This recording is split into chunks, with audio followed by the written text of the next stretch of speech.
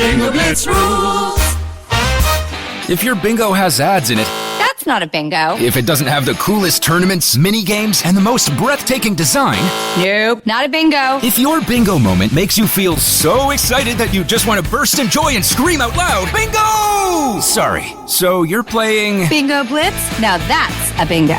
Go for a world of excitement with Bingo Blitz, the #1 free bingo game. Download Bingo Blitz and play for free. Now that's a bingo. Listen closely. That's not just paint rolling on a wall. It's artistry. A master painter carefully applying Benjamin Moore Regal Select eggshell with deftly executed strokes. The roller lightly cradled in his hands, applying just the right amount of paint. It's like hearing poetry in motion. Benjamin Moore, see the love. With something like 5 million podcasts, finding a really good one can take a ton of time. So let me recommend one. It's called Something You Should Know. I'm the host, Mike Carruthers, and in each episode, we discuss topics that can be really helpful, like how to read people better, the psychology of crowds, or fun things like the story of Legos, or why you probably wouldn't be here if it weren't for horses. Something You Should Know is the name of it, wherever you get your podcasts.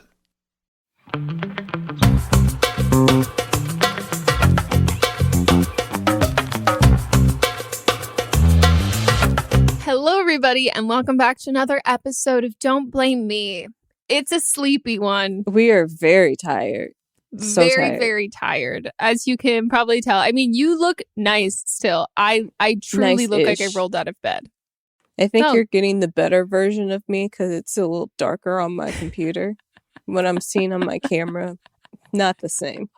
No, that's how I feel all the time. I look at us talking to each other over Zoom on the camera, and I'm like, oh, I look cute. And then I look at the other, I'm like, oh gosh. Also, I have the thing set on my Zoom where it makes you look better. You know, did you know there's a setting on there? Bitch, what? Bitch. Hold on. I'm looking at the change. Ooh. Ooh. Ooh, touch up my appearance. Oh my god, I'm so smooth. It can't fix the zits on my and it's only for me because the people at home aren't going to see this. They're no, but seeing it's what's on the camera. Oh, it's good for you too. I feel beautiful. Yeah. I mean, that's a little much. Yeah, you guys aren't getting to experience, but it's like you're seeing me raw, unfiltered. This is an advice podcast. If you're new here, if you want to call in for an upcoming episode, you can leave us a voicemail at 310-694-0976. And international listeners, you can send us an audio message at meghanpodcast@gmail.com. And any housekeeping things? Anything new with you? Anything you'd like to share with the class? No, I'm just enjoying life. Are you enjoying life? Media. What are you doing? Smiling more. I was like, are you frozen? Smiling more? It was all very sarcastic. Oh. I mean, if anyone didn't catch that. I know. I'd be surprised. I'm not. People that listen to this show surprise me every day. It's true. Every time we get a comment being like, I just wish they would radiate more positivity. And I'm like, bitch, never. Never, ever. I've never radiated positivity in my entire life. Me never. Either. Not once. I am a pessimist. I am a realist. Me too. And see, what I bring to the table is humor. I don't bring positivity. I bring humor. Yeah. I bring that dry, sarcastic wit that 30% of the people like. Yeah. Hey, 30% is more than zero. Yeah. It's fully fine. But yeah, I guess we can start with the episode. Let's do it. Let's get into it. Hi, Megan, Melissa, and possible guests. So I have a question. I grew up very religious and with a lot of guilt around sex and anything of the nature. So I am very shy when it comes to that. My fiance, however, grew up very different and grew up in a very sex-positive house and everything like that. So it has been a little bit of a challenge to to figure out what works and what doesn't for us, because I do not feel comfortable talking about sex very often.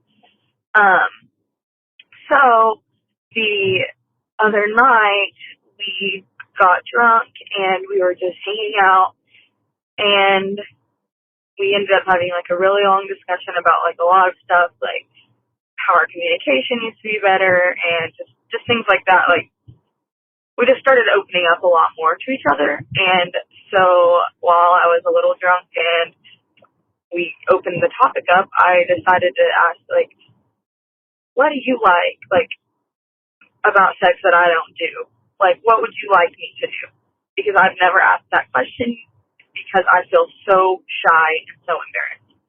So he said that he likes it when he would like it if I could tell him about, like, when we're having sex, if I could tell him about the past experiences that I have had. Like, he wants me to tell him about, like, people that I've fucked. And I told him that I want to be able to do that, but I feel too shy right now. But I'm curious on what are some tips or how to talk about it or how to make it sound hot, because I feel like when I was trying to do it and I felt like I sounded weird and not hot, and like I was like, oh, one time so and so, I don't know. I just feel really awkward, and I don't know how to talk about that during sex, about past partners, and make it sound good and hot and anything else. So any of your advice would be very appreciated. Thank you so much. Once upon a time in Sexywood. I am obsessed though. This is going to be like one time. It literally like it started as like one time at band camp. I fully feel that though. I think, like, to be fair, I think it's pretty hard. I guess you guys weren't hooking up when he like suggested that or said that.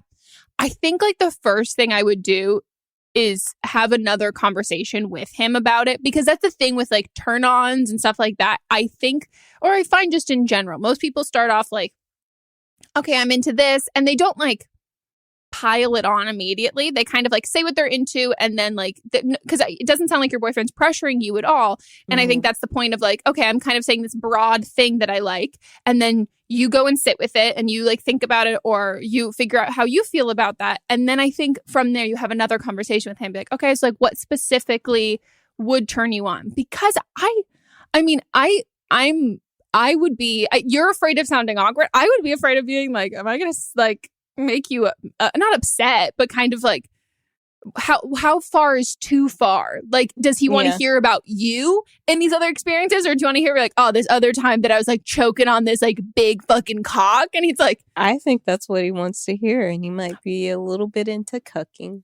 Ooh, oh, I mean, I'm assuming that's fully what it is. Yeah, but I think that like, yeah, I think that I understand like the feeling sexy part, but I think it's easier to kind of be creative once you have parameters. And I think the same thing we said about talking dirty to somebody. It's like the same rules. Yeah. And ask him for some examples. And then from there, you're like, oh, okay, that kind of, so he gave me this example, which then could be like this, and then could be like this, and I could do all of that sort of stuff.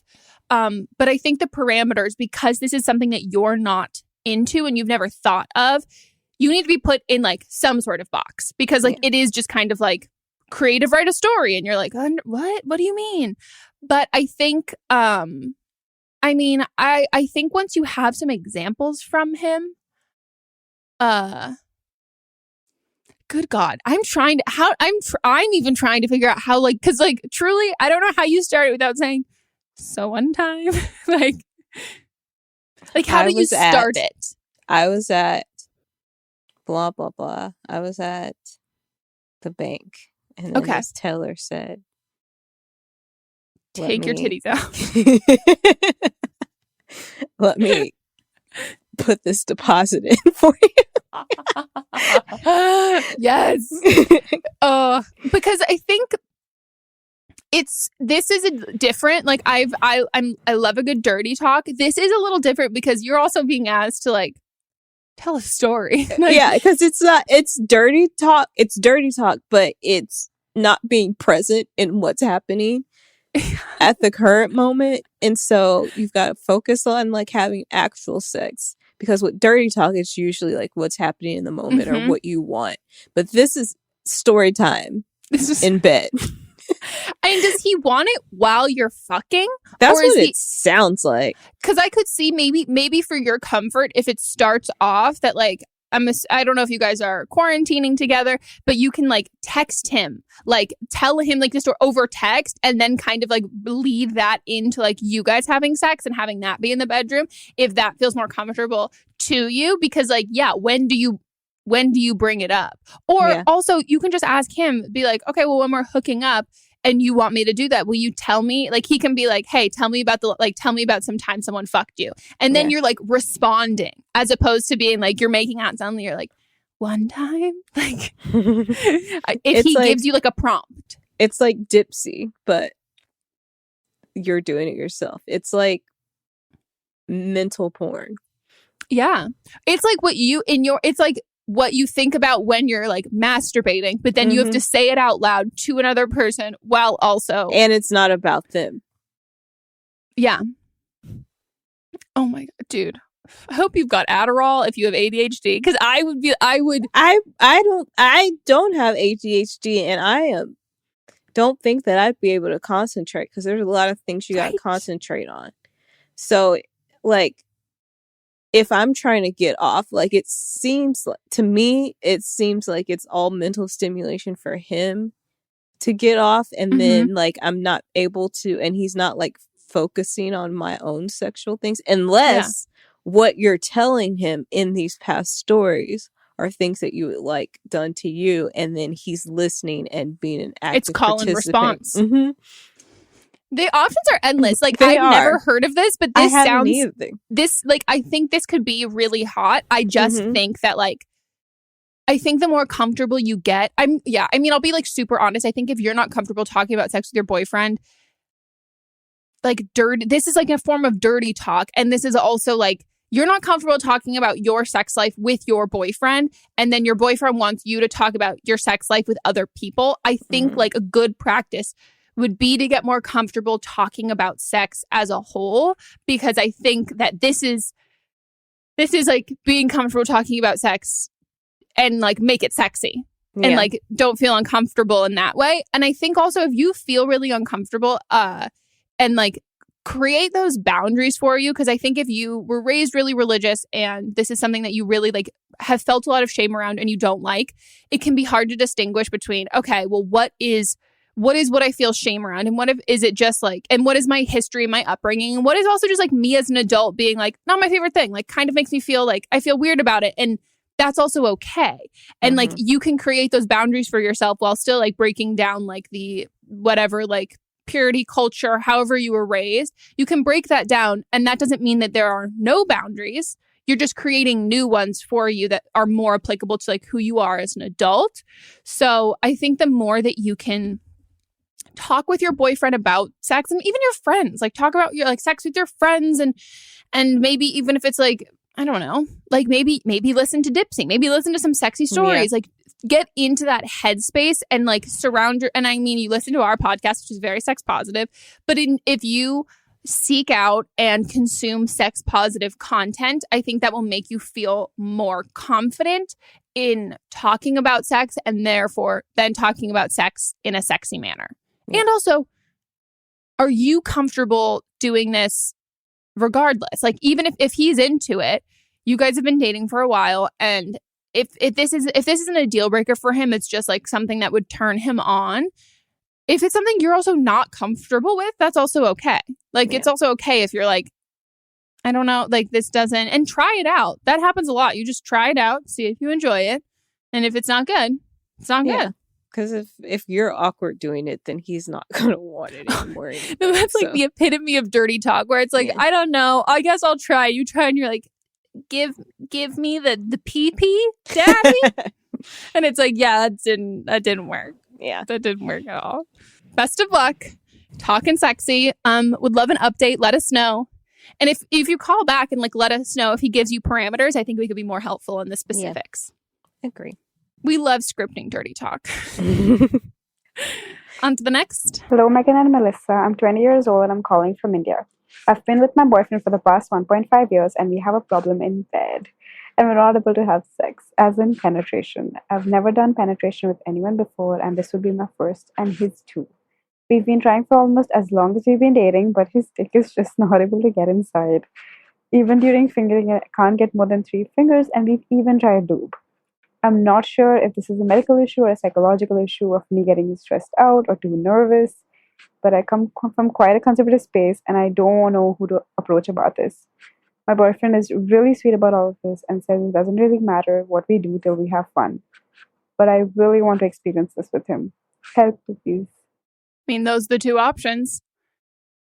It's either medical or it is a psychological problem. I personally would go to a gynecologist first and see if it's if it's a physical medical problem, because a good gynecologist will also tell you if it's not a physical medical thing, they'll be like, oh, it's a psychological thing, and then from there you can seek out a therapist. I have a friend who had, I'm not even sure what the exact correct term is, but she had just like an extra thick hymen and had to get it medically broken. But it was the exact same experience. Like she could like get fingered, but like not really that much, and like all of this other stuff. And it wasn't like extremely, I mean, it wasn't like comfortable, but it was more just like her being like, it doesn't like work. Like it just doesn't work at all. And went to the doctor and they just medically broke it and it was fine and everything's totally fine now. But I've also had friends who it's the psychological aspect of it. And then it's like, oh, you're nervous. And I think that like, because you guys have tried for so long, if it is a psychological thing, you just get into the habit. Like once something has gone the same way every single time, your mind just takes you down that path. It doesn't take you down the path of like it working because it's never worked before. So like you're it's like riding a bike, but like not the right way. Like it's just preconditioned to go the other direction. Mm-hmm. Neither her or her boyfriend have had penetrative sex before. And with the fingering, are you going straight for the fingering or are you preparing? Like, are you getting wet? Like, that would be my first question. Are you physically yourself getting turned on and wet? So, like, take your time before the fingering even starts. Take your time. And that could help you relax if it's like a psychological thing. So maybe like do some massaging before any type of penetration, fingers included. I would like stick to just like arousal for like a good 30 minutes and see how your body responds to that. Because I know like in the beginning, a lot of people do just go straight for fingering because they don't know that you need time to finger fucking blasting. You need time for your body to adjust, especially if you haven't had any type of penetrative sex before. Yeah. And lube is great and a total great thing, but it also does not make up for like your body being aroused. Cause like being wet is one part of your body being aroused, but like it has to, it's a whole, like it's a whole, it expands and things. And the more aroused, like you said, being wet is just a part of it. But like the more aroused you are, then the more your body's going to open up to be able to take anything. The dick or a finger or even finger. Yeah. And I also think the prolonged foreplay and all of that stuff, if you can kind of take out the end result as like just try as much as you can to kind of take that out, because if the whole time for foreplay you're thinking about, okay, this is just a means to get to this and I need to be this, and this, your body and your mind aren't going to relax. And that's that's like you need both of those things to enjoy it. So if you can just like enjoy it. I would also, I don't know if he had like if he's ever made you come from like any other thing, but that will like very much make your body relax. And if you're able to get to that point without penetration, like if you've had an orgasm without penetration, if you guys have tried to then have penetrative sex after that, like your body is so much more relaxed. But if you've tried all of that stuff, 100% go to a gynecologist. Like they hear that stuff like it's such a common thing. They hear it all the time. There's no like shame and weirdness of it. And also they're not going to be like, oh yeah, no, everything medically fine. Like that's just on you. Like they'll talk to you about the psychological the psychological effects that this could have. Hopefully. She's not in the US, so. Well, fingers crossed. And if they don't, then there's a lot of like Googling. But yeah, I've got like high hopes for you. This is so much more common than people talk about on both sides of it. So if anybody has any experience too and like wants to like talk about it in the comments, that would be amazing. I'm sure it would be really helpful. Also, we've recommended this a lot. She comes first. Yes. That's true. We want to make sure he's not like disc jockeying on your clit. Hey, Megan and Melissa. I'm going to cut straight to the chase. I'm a cisgender female. I identify as straight, Aries sun, Pisces moon, and also an empath. I know I'm a mess. My boyfriend of almost 5 years is a very Virgo Libra cusp, but very, very, very Virgo. We're in our mid-20s. Quick background, he's had a rough past and has the complete opposite experience than me in almost every way, but we both agree that our relationship is near perfect. Let me paint a quick picture of the issue. So imagine you're in a bad place in 2016 and you meet this boy who's also not in a great place mentally, just in whatever situation that we're in. And y'all start off as friends with benefits, and then it becomes a full-blown 4.5-year relationship, monogamous. So the issue is that since 2016, you've known from the very beginning that he's wanted a polyamorous relationship and that's his deal breaker. So specifically two girls, one guy, not in a misogynistic way, but he's always seen himself with two, but you half-heartedly agreed to it in 2016, thinking that he was joking and that you'd be able to fulfill whatever void he's missing from wanting a second. And that, maybe it was just like a fleeting thing. So fast forward to now, I don't know what the fuck to do, because if I stay, I'm going to have to live with the reality that me and him are going to have to be seeking another female to join our very serious relationship. Otherwise, he will, break up with me and then go and find somebody else who's okay with that, because that is his deal breaker. So I'm trying to have his kids before I'm 31, because we've already been together for like 4.5 years and he hasn't proposed yet, but marriage is in our future as we have already talked about it. So I'm like, what do I do? Because I can't see myself without him. So do I like try this? Like I'm straight and I just don't know how this is gonna work. Okay, yeah, thanks. Okay, bye. Fuck, dude. Yeah. I'm confused how, if this was a deal breaker for him, that you guys have been together monogamous for 4.5 years. Agree. Because I don't think that's fair to you at all. I don't think it's fair to say, oh, I have a deal breaker and then 4.5 years in, it hasn't been broken. That's the thing. It's like it's as if he's saying it like, oh no, my deal breaker is like marriage. Like I have to, like, once I'm married, this is going to kick in. So like that's the thing. I think it sounds like that's the part that's like weird to me, because yes, you agreed to it, but like there isn't a third person in your relationship. Yeah. So, and has he just said like now, like, oh yeah, now's the time, or I'm breaking up with you? Right. And also, like, if you're going to be polyamorous, like, it should be mutually comfortable. Like, you shouldn't have to change who you are to satiate somebody else's needs. And also, as far as I know, like, polyamorous relationships, they're, like you said, like, it's a two-way street. So, like, I would assume, and I'm not educated on this from a personal experience at all, and only like through like proxy of friends, and also their experience isn't everybody's, but that like from my friends who've been in polyamorous relationships, the turn on is also your partner and that other and like your partner being into it too. So you not being into it in my friends' cases would have then be like, oh, I'm not getting the it's not fulfilling what I want and need because you're not into it. And that's a part of it. Has he been in a poly relationship before? And did he bring it up recently? And he's like, we're not getting married unless we start being polyamorous. Like, I don't understand. Yeah, it just doesn't seem like considerate of.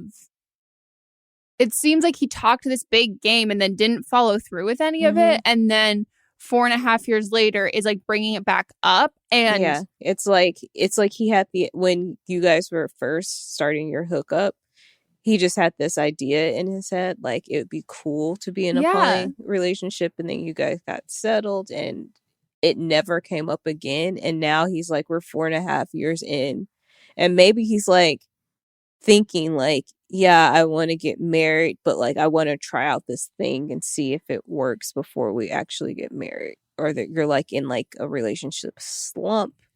Yeah, but you said you guys have like a near perfect relationship, but if it isn't the relationship that you both had set up in your minds, then how is it perfect? Yeah, and I think the part that confuses me is like initially when you had said that like I was hoping I could fill whatever void it was, like my initial reaction was like, okay, well that's not like that's so not how polyamorous relationships work. But then when you had said that it had been just you two this whole time, and then him bringing that up, and I was like, oh, of course you fucking feel like that, because he's made like you were enough and this never came back up again, and then now it's coming and it's like, oh shit, what can I do? How can I fix this? And I don't think it's fair at all to put that out there. And then, I mean, you agree, again, you agreed to a hypothetical that never came to fruition. Yeah. And I think if this was a huge deal breaker for him, how in the world can he expect how can he uphold the fact that it's a deal breaker if it didn't go into practice? Because truthfully, you've never been in a polyamorous relationship. You've never even been with a woman, and that's the type of relationship he wants. And he also he knows that. And like you saying like, yeah, I could do that. And then you guys don't put that into practice. And then it's like, okay, well, 4.5 years later, you guys put that into practice and you don't like it. What's he going to say? Like, how did he have in good conscience and faith to be like, okay, cool. Yeah, I'll date this girl for 4.5 years. And take her word for it that like eventually whenever I decide that I want to do this, that she's going to be totally game for it and it'll be fine. Because that to me also just is like, it doesn't seem that he's, I don't know, it sounds fucked up, but he's like really caring about you in that sense. Because, or protecting that your relationship with him, because he's not, like he dove headfirst into something and never once like just took your word for something and then never put it into practice. Like it doesn't make sense to me. It doesn't to me either. I honestly think he's like might be getting a little like cold feetish for like marriage or something, and then he brought this up as like a let's try this out type of thing. Yeah. So oh my god, I would be like, and I think, and I'm sure that you would keep going back to be like, well, I agreed to it. Like, well, I agreed. Like, you agreed to a hypothetical 4.5 years ago, and then it never happened. And it was just you guys hooking up at that point. It wasn't even you guys in a relationship. And then like from there, if like right then he brought somebody else into the relationship and you weren't into it, you would have been able to dip without all of these fucking feelings and the whole life you've built together. Yeah. It just feels like kind of manipulative. Yeah. Okay, we're going to be right back after our break.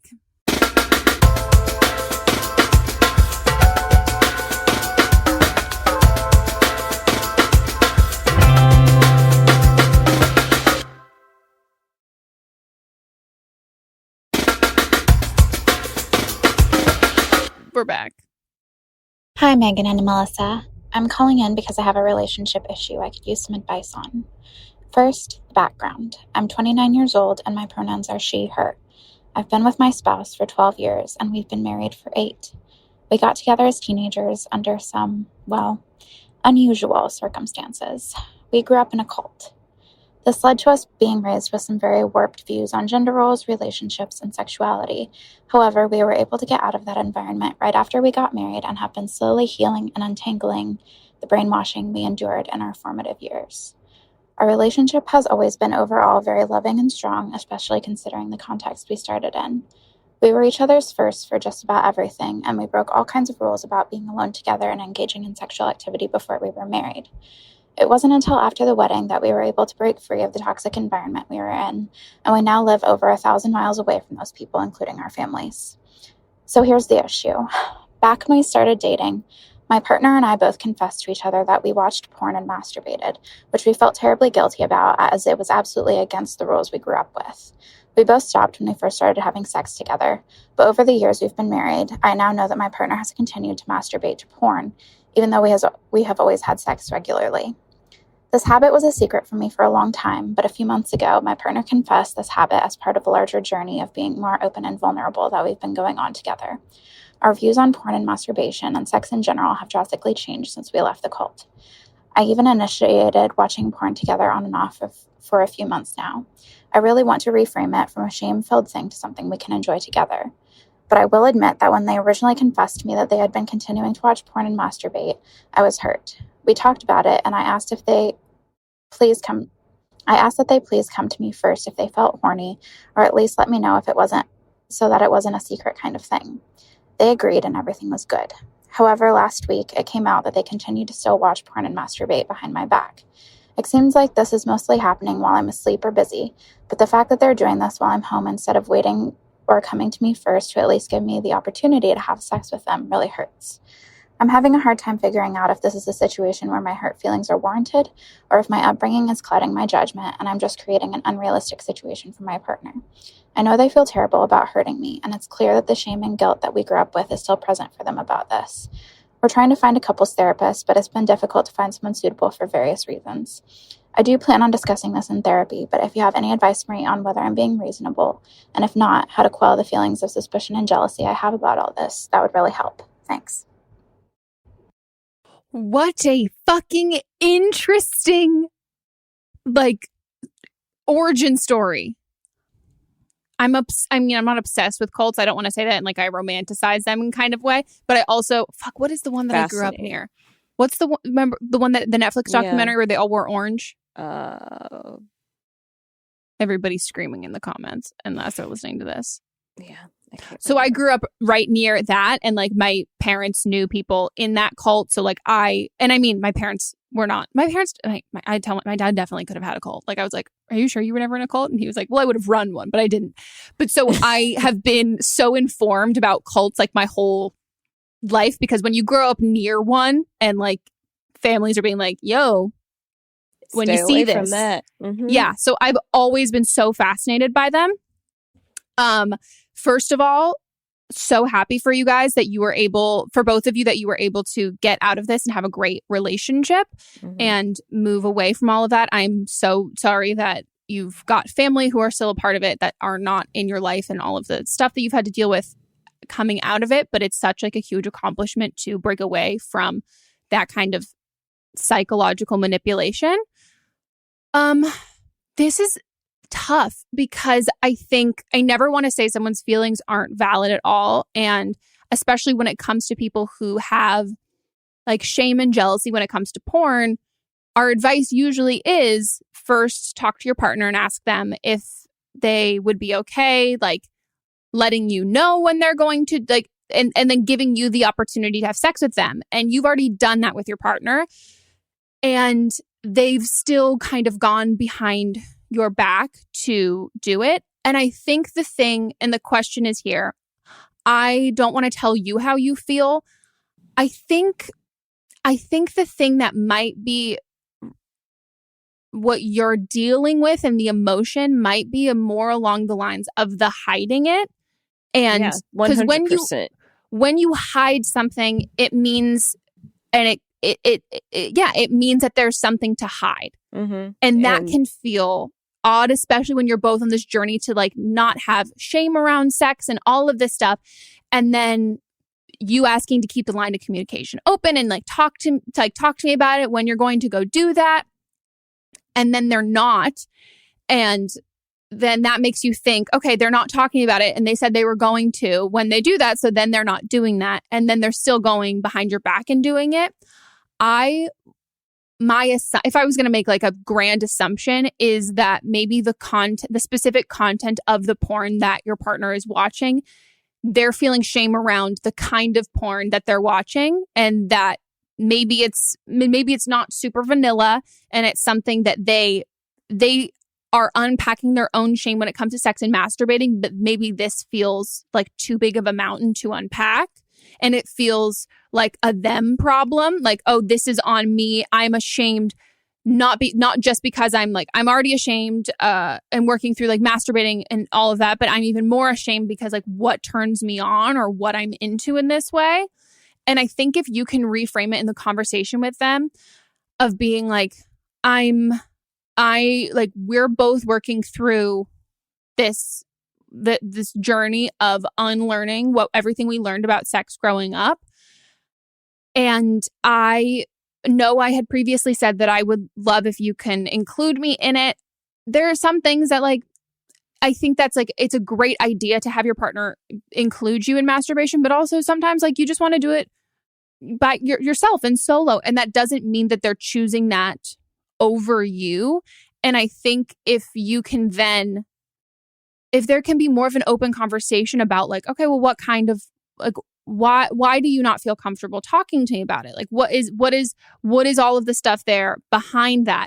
And then let them know that what has hurt my feelings is we're already unlearning all of this stuff.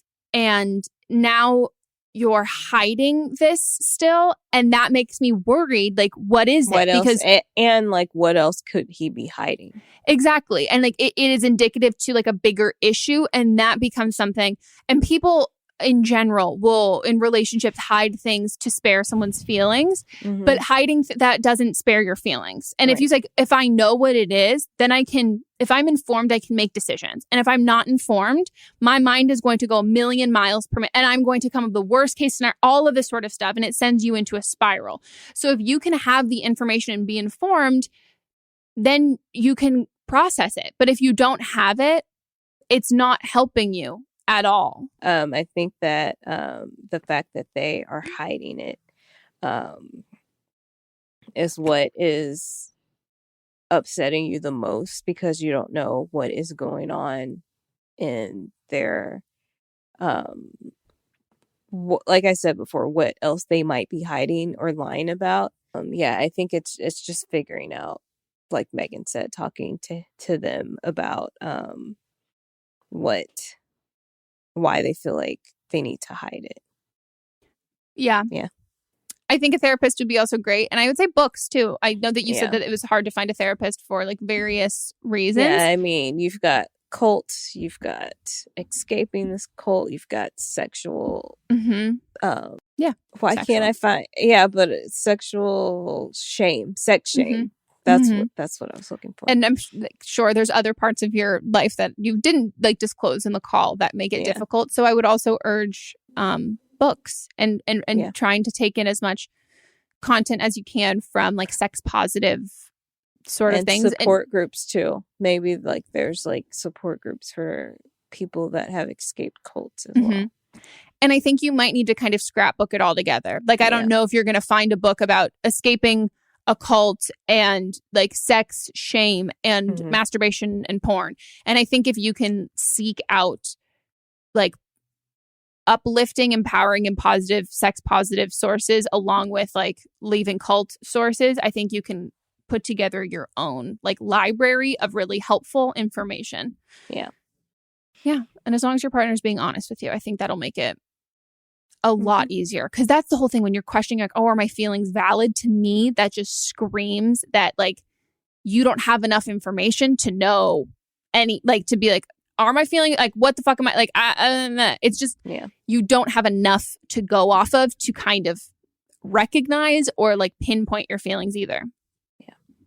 Honesty is the best policy. On to the next. Hey, Megan, Melissa, and potential guest. So, this is really freaking nuts, but my fiance has his dad and his stepmom, who are absolutely insane. When we first got together, my fiance was going through all this stuff with him, trying to get his dad out of their house because the stepmom was trying to poison him and kill him while he was going through radiation for cancer treatment. And I mean, I had heard she was crazy, but I really hadn't been around her that much until this recent Christmas, which that I got a new computer and I just was setting everything up at their house. I didn't get the computer from them. I got it from my parents, but I was setting everything up at their house, and somehow she got in her head that I hacked all her information and I was using it to spy on her and her husband and her boyfriend, because she has a boyfriend too that she has an apartment with. But anyways, and she tells my fiance's dad about that, and I don't know if he believed it or not, but he called my fiance and he said, "Hey, I just want you to know, she thinks that your fiance, she thinks that I'm hacking her and am looking at all of her information, and she doesn't want her around anymore." Which I was like, whatever. And then a few weeks later, she calls me, the stepmom calls me and tells me how her niece, who actually I'm good friends with, said that I was fat, ugly, rude, mean, piece of trash, all this stuff, which I was like, there's no way, like, I'm friends with her. So we got off the phone, I called the cousin starts laughing, and she was like, I wasn't going to say anything, but a couple weeks ago she called me and said that you told me I was disgusting, I hated you, like, I never want to talk to you again, and everything like that. And so then I called the stepmom and I said, hey, I just think this is really odd, and I was like really being really nice, but I was just like, hey, I think this is really odd. And she just says, oh my gosh, baby, we need to talk about this, we need to love on each other. And now my fiance wants to go and have a sit down, and I don't really want to, but it's his dad, and his dad has cancer and is about to die, so I feel really bad. So please let me know how to go about this situation. Oh my God. Thank you guys so much. I fucking love y'all. I mean, she's unstable. Yeah, she's dealing with these are mental health issues. Mm-hmm.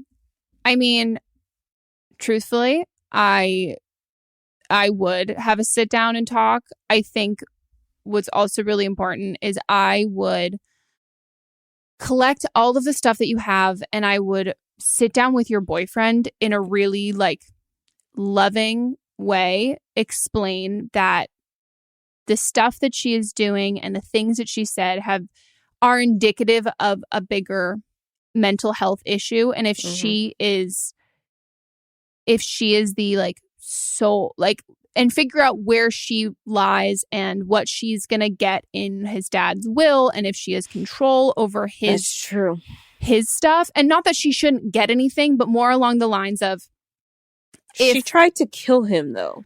That's what I mean. But I mean, in the sense that, like, if there's a way that, like, because, like, if his dad, if he, like, that's not, like, completely, if he's still so in love with her, and, like, let's not ruin the last however long he has left on earth. It's about making him, like, happy and comfortable, but also making sure that she doesn't have the power to do anything that her husband, like, your boyfriend's dad, is not comfortable with, and that she wouldn't have control over, like, family heirlooms and childhood things that your boyfriend and, like, if he has siblings or the rest of the family has, like, a sentimental response to, that whatever she's getting, if she's getting anything in the will, is some that they're comfortable with. And I think it's really, really, really, really, really hard for people who like your boyfriend, he does, and maybe he knows that this woman is not all there, but truthfully, I would assume too, he doesn't want to believe that she's absolutely awful, because then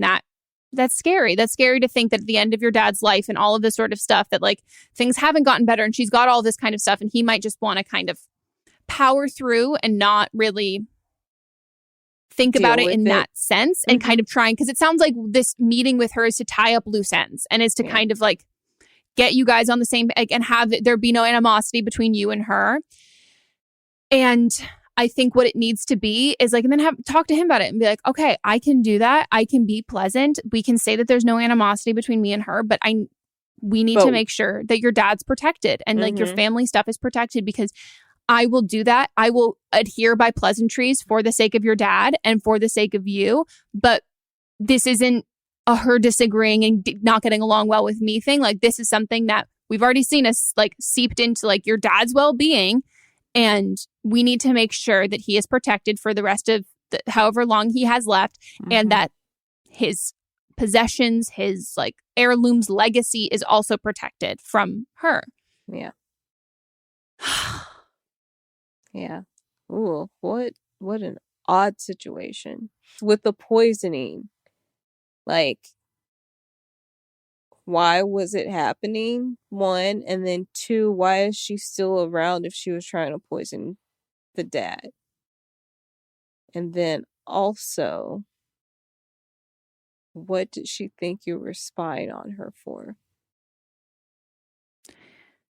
I mean, I think she's fully sounds just like that's it, paranoia. I am curious though about the poisoning thing, in the sense that like, how did you guys find out? What was it? Yeah, how was she doing it? Like, how is did she it still around because she takes care of your dad, but like also she was trying to get rid of him. So like you were talking about the will, like what is she getting in the will? And why didn't it work? Like, how did... I mean, usually when people are poisoning somebody, they do a little bit at a time, so then you can't trace it back. Yeah, that's true. And then, yeah, but I'm also curious if it was definitive that she was doing it, because like, if she's still in the picture, how if this was something that you guys, it was a fact that she was doing it, you know it, like, how I'm just curious how and like why why were charges not pressed, unless it's a thing where the dad just doesn't have that long left and he wants her in life. Like, does he know? It makes me think that that he might not know. But at the end of the day, I think if you can treat her like, if you can just give her like a wide fucking berth and just like, don't treat her. And I say this as someone with mental health problems, but like, you need to treat her like somebody who is untreated and undiagnosed with a lot of other issues that like have nothing to do with you. And you're getting roped into them, and she's pulling you into it, but it really has nothing to do with you as a person. And if you can kind of take a step back and look at that bigger picture of it,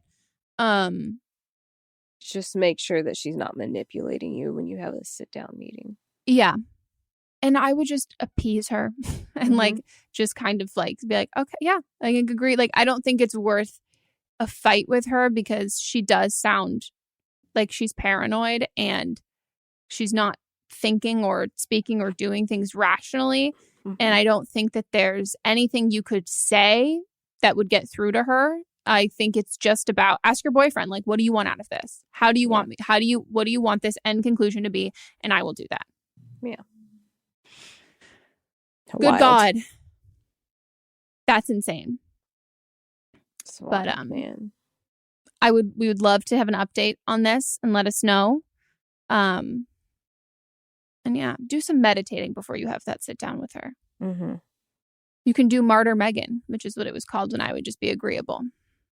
Oh, I was like, what is that? No, it's just me being agreeable. It's hard to imagine. Yeah. I don't do that anymore. Well, tits. Do we have another one? Don't blame them. Okay. What episode is this one from? This is someone responding to a call from season 6, episode 6, where the original caller called in about wanting her boyfriend to lose weight because he had a dad bod. Yeah, remember that? I remember that. Mm-hmm. Hi, Megan and Melissa. I'm calling about the episode where the caller's boyfriend had gained weight, and I just wanted to throw in my opinion, having been in a similar situation except the reverse. So when my ex and I started dating, I was 17 and he was 19. I'm 21 now. But we were both in pretty good shape. But over the first year of our relationship, we both gained quite a bit of weight. I never said anything to him because it didn't really matter to me. But he would bring up how chubby I had gotten fairly often. So I started working out and I got back into shape, probably the best shape I'd ever been in. But it didn't solve anything in a relationship because then he'd say that he liked me better before I had started working out.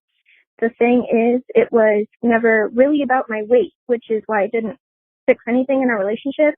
It was because he had this idealized version of who he wanted me to be in his head. And as our relationship progressed and I didn't fall in line with what he had in his head, it was just easier for him to blame his lack of attraction to me on my size rather than admit that he just didn't like me or my personality.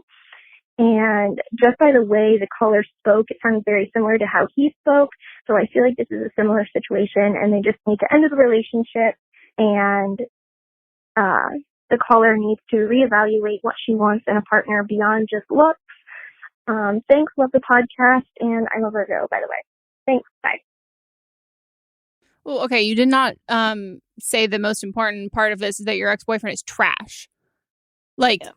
I think she's moved past that. Oh yeah, no, this isn't evolved. You are an iPhone X. You are so evolved. But yeah, it is such a, God, I can't even imagine hearing that from a partner and then taking it, working out, losing weight, and then oh my God. Yeah, it's just a mental thing. It's a mental game that somebody plays when they're not happy with themselves or in the relationship. And so they try to pick out something that they know that you're sensitive about or something that may be perceived as a flaw and then go after it because he knew that in this situation, he knew that whatever he said to you pertaining to your weight was going to affect you because he said he liked you and he was making fun of you or picking on you about when you gained weight, and then when you lost the weight, then he still wasn't happy. It's just like something that he knew that he could use to manipulate you. Yeah, it's a control thing. Mm-hmm. It's it's also I also think that thinking on it more, it's also just kind of some weird God complex too. Yeah. So I can control what she thinks about what she looks like. So I say that I liked her better when she had a little bit more weight on her, but she goes and gains weight. And then when she gains weight, say that you liked her better when she was smaller. So it's just a game that people that aren't happy with themselves are going to play. So I'm glad that you broke the cycle and realized that you'd never make him happy. And it's not your job to make him happy anyway. And no one will make a person who has that mindset, no one will make them happy. Exactly. And it's not I'm not the right person for them. Mm-hmm. It's a them issue. And it's not, there's nobody, it's not oh, okay, well, they're better suited for somebody else. It's no, they have to fix their own shit or they're going to go through this in every fucking relationship. Yeah. Ugh. I was very happy though to see a lot of comments and response from that episode of people who were obviously the people who were we love when people agree with us. It's great. But the ones that really made me feel really great were the people who were I've definitely been not to this extent, but guilty of kind of saying things and not realizing how they might come across to my partner. And I do value I value them as for who they are. And like, I'm putting my own insecurities on them about like my own like body image issues, or I have never really thought about like ableism and like health as like, I've always thought of it like this thing that you have to do this to be healthy and all of these sort of things. And that like I never thought of health as a privilege, and people who've like, one person had, I think either messaged or commented or said something, maybe it was on the Facebook group, that they then had like a conversation with like their boyfriend and was like, I just like want to apologize. Like I want to like let you know how much like I love you. And like, I didn't realize that these things that I said, like when I heard someone else say something to a far bigger extreme, like I realized like how fucking awful that is. And it was, that made me so happy, because it's such a, I don't think people really think of like how inundated, especially like body shaming is in like our society, that like it's so normalized that we don't think of it as shaming, because like it's just kind of the norm. And I did also laugh at the people who like were siding with her. I've like found this subset of people, like when people get upset about something like that, it's because they have that like belief. Because that's you, and you feel attacked and threatened. And I've had that when I like put someone on blast. I didn't even put them fully on blast. I didn't show their username, but someone who like wouldn't apologize. Like I had asked for an apology for something over a DM, and I had posted it to my story because it was just like a saga that went on for a whole fucking like day and a half. And they said, I'm sorry if you felt like I was attacking you. And I posted it, and I was like, with like the link of being like how to apologize. And people were like, they did say sorry. And I was like, ugh, I feel fucking bad for your friends, because that's how you apologize. You can't have a qualifier when you make an apology, because it means that you don't actually believe it.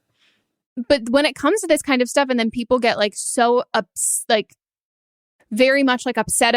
And I think that like there are things that like, there are certain like topics or calls that we have that are like definitely more divisive, but there are things that like are not our opinion. They're just like fact, like racism. Like that's just like a fact. And if you're feeling attacked or threatened, like, or by any of that sort of stuff, that's like, take that for a minute to fucking reflect. And the villains don't need you to sympathize with them. No. And it's also, it just kills me when people call in and they say things like, or not call in, they never call in to say this, but it's when the people that comment and they're like saying things that how they don't agree with us and we need to be like nicer, blah, blah, blah. And I'm just like, people are calling in for our opinion. We're not here to give a blanket statement about anything. They want to hear specifically what we think. And it's never the people that are calling in that get angry with us. It's other people. Some of the calls that we've had where we've gone fucking in, we get the most messages afterwards of being like, that's what I needed to hear. And also, because that's why they call us, because if they just wanted to hear a blanket statement, they'd go ask a friend. And also, I would say we've had some people who've like compared older episodes, advice we've given that's been like similar. And there's definitely like it's an involvement and like a journey for like us going through all of this. And there's like things like when, I forget what episode it was, but like talking about like STDs, and I referred to them as like clean versus dirty. And you were like, you corrected me on it. And I was like, oh, cool. So like we shift not our stances, but like we shift, like we get educated and we learn more. But I would also urge people too, that like the same thing you said, it ties back to the blanket statement. Like every single call is different. Like every single call. So there had a call. Be little like nuances that make it different for what kind of advice that we give. We had a call, I forget who it was, with Lindsay, I think, from the Almost Like 30 podcast. And it was like somewhat similar. Like this girl, her boyfriend had gained weight, but like I listened to the calls back to back after someone commented. And that's why we also use phone calls, because you can tell in someone's inflection and their voice and their tone and the specific words that they're saying. Like it's not all a topic. We're not giving advice on a topic. We're giving advice on like a specific instance, circumstance. Yeah. But I don't know. It also made me happy to see that people. I mean, I also, again, like I said, I love when people don't agree with us, but I also really like when someone can feel seen in a call and then go to the comments and it's also reflected, and it's not just us saying one thing and everybody else like disagreeing in the comments as like we're advocating for like body positivity, body neutrality, like not body shaming. And it made me happy to be like, to see that was also reflected in the comments for people who felt seen and empowered, as everyone should be. So it's a good fucking time. Yeah. But yeah, I guess that's it for our episode. If you guys want to call in for an upcoming one, you can leave us a voicemail at 310-694-0976. International listeners, you can send us an audio message at meghanpodcast@gmail.com. And follow us on Instagram. Also, everyone needs Twitter. I was just about to say, everyone needs to follow us on Twitter.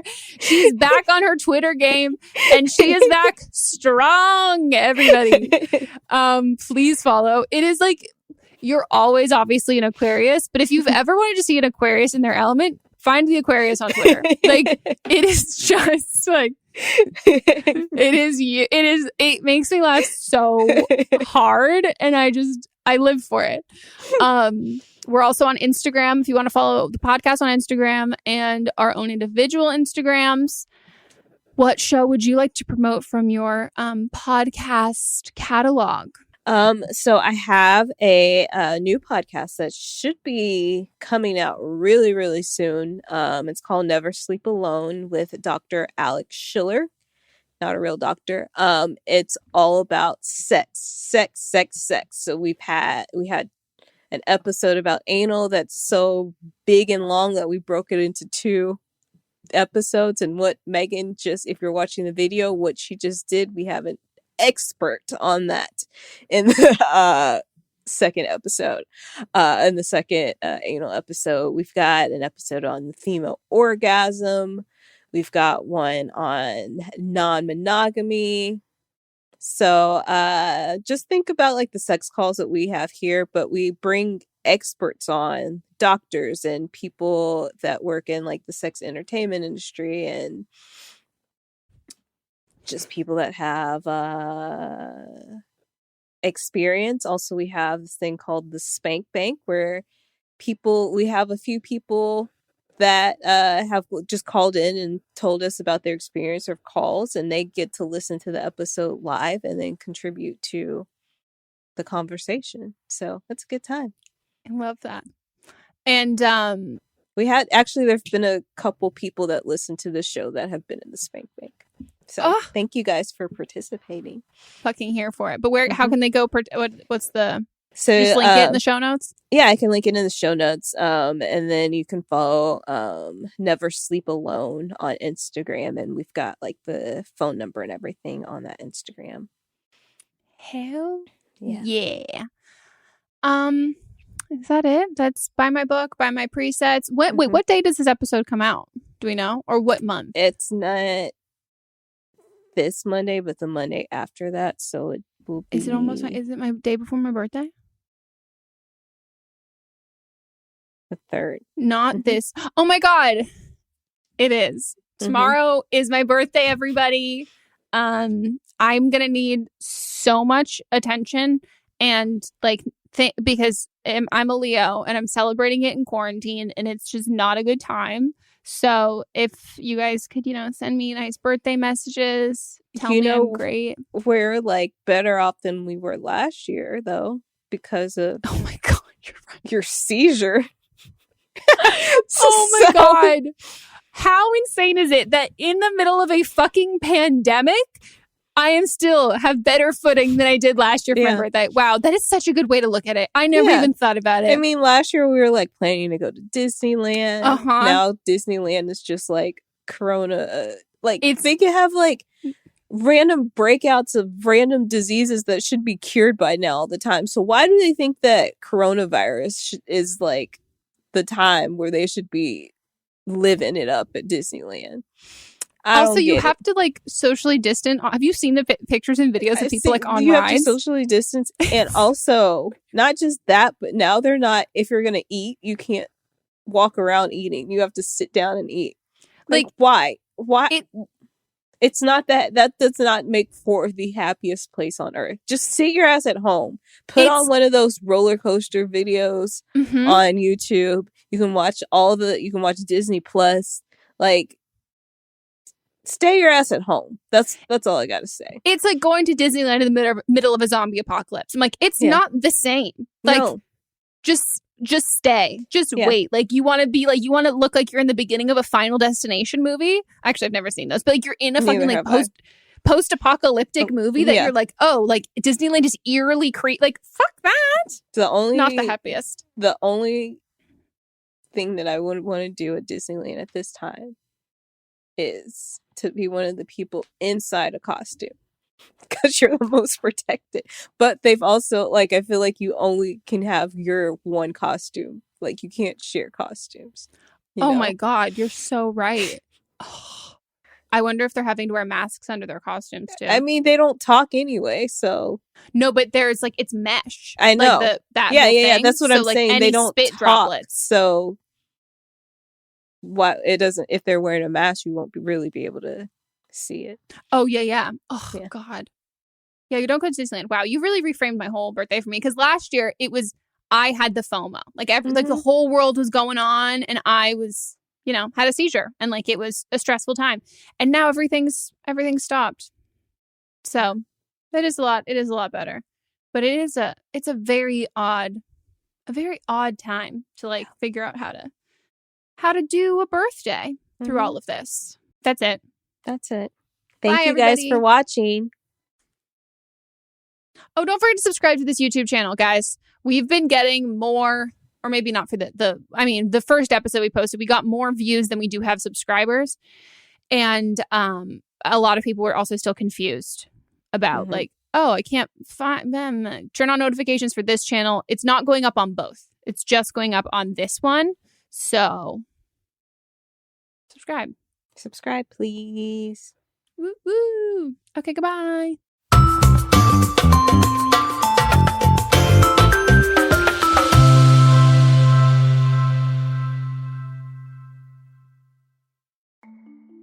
As a podcast network, our first priority has always been audio and the stories we're able to share with you.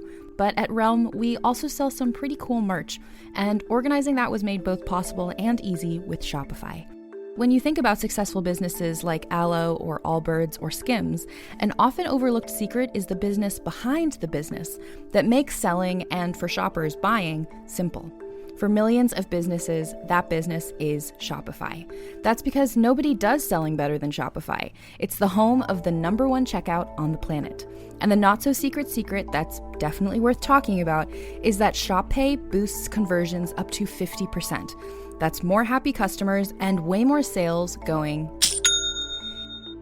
If you're hoping to grow your business, your commerce platform better be ready to sell wherever your customers are scrolling or strolling, on the web, in your store, in their feed, and everywhere in between. Businesses that sell more, sell on Shopify.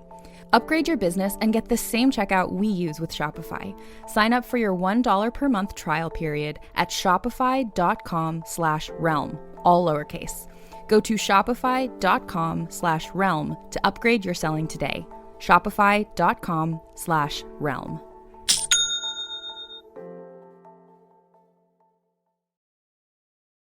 What's up, everyone? It's Noah Daniels. Hey, y'all. I'm JJ. Hey, guys. It's Kat.